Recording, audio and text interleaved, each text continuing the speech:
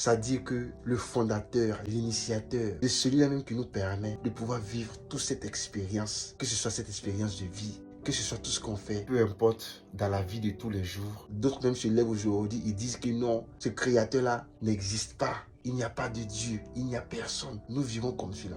Mais avec tout ça, il est patient. Il est très persévérant. Il nous laisse faire. Il nous observe par sa science. Il y a aussi certains qui disent que non, il y a un Dieu qui est là.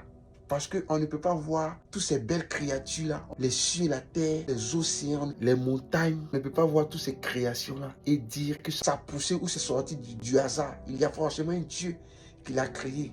Tout cela, il les observe également. Pour faire comprendre le message ici qui est à passer, c'est que Dieu n'est pas orgueilleux. Si Dieu avait de l'orgueil, je ne pense pas que nous aurons même longue vie. Non.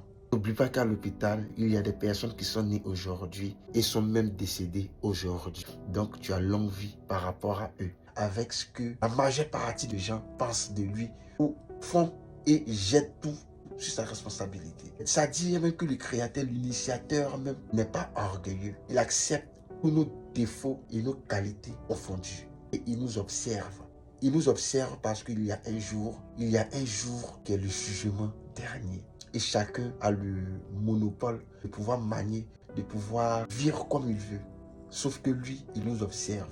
Il n'est pas orgueilleux. Maintenant, toi, qui es-tu pour être orgueilleux? Pourquoi tu es orgueilleux? Sache que c'est ton orgueil-là qui te met toujours dans des difficultés. C'est cet orgueil-là qui t'empêche de pouvoir te mouvoir, apprendre, de pouvoir connaître ce que les autres font, pour pouvoir toi aussi t'en approprier.